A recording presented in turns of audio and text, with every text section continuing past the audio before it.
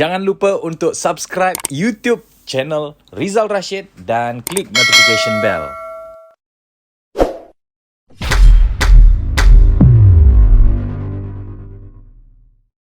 Tuan-tuan dan puan-puan, sebenarnya hari ini saya sangat gembira. Sebab ada 3 perkara. Berapa perkara tuan-tuan dan puan-puan? Boleh tunjuk jari 3? Alright. Yang pertama, saya bersama-sama dengan anda semua. Iaitu anda adalah leader yang sangat luar biasa. Sebab saya percaya, saya juga ingin belajar daripada tuan-tuan dan puan-puan. Dan bila kita sebut tentang pembelajaran ataupun adult learning ni kan tuan-tuan dan puan-puan, bukan sahaja anda belajar daripada saya, tapi saya juga sebenarnya sedang belajar daripada tuan-tuan dan puan-puan, dan tuan-tuan dan puan-puan juga akan belajar each other. Right? So that is why saya selalu bagi tahu ilmu itu bersifat dynamic. Dia bukan sahaja kita dapat daripada guru, tetapi kita juga akan belajar daripada sekeliling. Kita juga akan belajar daripada each other. Macam contoh tadi. Macam mana dia tepuk tangan lepas tu ada bunyi tepuk tangan kan? And I do believe, tuan-tuan dan puan, some of us terinspirasi dan anda boleh buat dalam anda punya perjumpaan ataupun mana-mana anda punya program nanti. So point saya tuan-tuan dan puan, bukan sahaja tuan-tuan dan puan belajar daripada saya, tapi tuan-tuan dan puan juga akan belajar each other, dan juga saya juga ingin belajar daripada tuan-tuan dan puan. Masya-Allah. So, thank you so much tuan-tuan dan puan kerana meluangkan masa. Itu yang pertama. Yang kedua, kenapa saya sangat teruja hari ni? Sebab rambut dah potong dah. Okay. So macam yes, I'm back. Macam tu lah. Mungkin ada yang kata, kenapa Tuan Rizal tak potong rambut? Lambat vaksin ke? Saya dah vaksin dah lama dah. Cumanya saya sekarang dekat Puchong. Ada yang daripada Puchong sini? Boleh saya tahu? Anda boleh komen. Puchong. Samalah Tuan Rizal, Tuan Zul. Memang dah lama dah saya second vaksin bulan 7 hari tu. So tuan-tuan cumanya dekat Puchong Perdana, case dia agak tinggi lah, agak tinggi dalam 700 plus beberapa minggu lepas. So I decided untuk tidak memotong rambut. Sekarang ni dah semakin turun, saya semakin turun, kemudian baru saya potong rambut lah. So tu yang saya kata, yes, I'm back. Macam tu lah kan. Dan yang ketiga tuan-tuan dan puan, saya sangat gembira sebab semalam adalah first time saya solat Jumaat selepas lama tak solat. Alhamdulillah. So berapa ramai tuan-tuan yang mempunyai perasaan macam saya? Ada? Wah, kita rasa macam, ya Allah, boleh semayang kan? Masya Allah, amazing.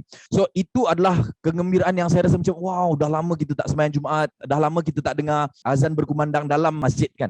Okey, tuan-tuan dan puan-puan, bila kita sebut tentang solat Jumaat, semalam saya alhamdulillah, kalau kita nak pergi masjid, kalau macam contoh saya solat di Masjid Puchong Perdana. Kalau kita nak sembahyang, kita nak register dulu dekat Masjid Pro apps kan, dia ada satu apps kan. So alhamdulillah saya register pada hari Rabu ke hari Khamis macam tu. Tapi alhamdulillah masa saya daftar tu saya antara yang awal lah. Nak dijadikan cerita, semalam saya pergi ke masjid pukul 12.45. Bila saya berbaris semalam di Masjid Puchong Perdana, saya dapati ada 2 barisan. Ada berapa barisan tuan-tuan? Ada 2 barisan.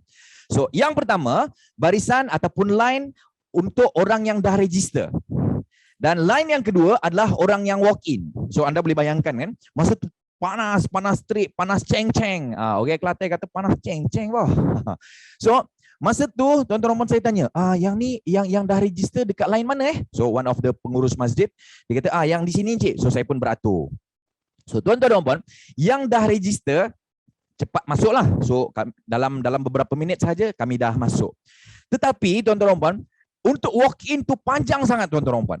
Dan saya lihat ada 2 keadaan ataupun ada 2 cara orang melihat keadaan semasa itu. Right? So yang pertama, ni especially orang yang walk in lah tuan-tuan dan puan, ni especially orang yang walk in. Pertama, orang yang tak register ataupun dia datang walk in, first kali dia datang dan kemudian panjang ni. Dan selepas dia tengok panjang, lepas tu dia buat apa tuan-tuan dan puan? Dia balik. Right? Dia balik. Yang kedua, yang B, orang B, dia tengok, dia sampai, dia tanya, walk in boleh tak? Boleh, berbaris panjang ni. So, dia tengok panjang, dia buat apa tuan-tuan dan puan? Dia cuba, dia try. And he line up. Dan tuan-tuan dan puan, saya lihat di situ, dunia ni ada 2 sudut pandang.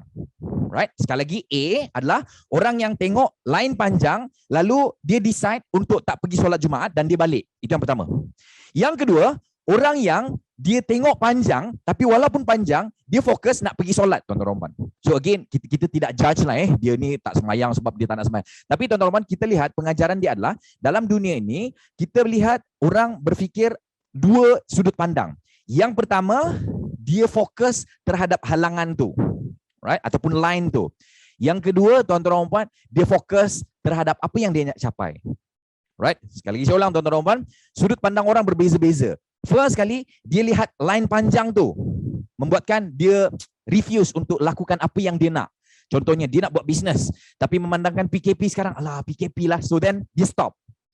Ataupun aku nak jadi leader ni, tapi bila tengok leader ni macam-macam kerenah lah, ataupun macam-macam lah kita berhadapan dengan masalah situasi apa semua, macam tak boleh lah, dah lah aku tak boleh nak handle benda ni, so dia stop.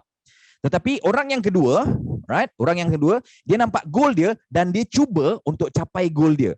So, tuan-tuan dan puan, the best part, saya berhadapan dengan orang yang kedua, orang yang fokus dengan goal seperti tuan-tuan dan puan. Sekali kita bagi satu tepukan dulu pada tuan-tuan dan puan. Masya-Allah.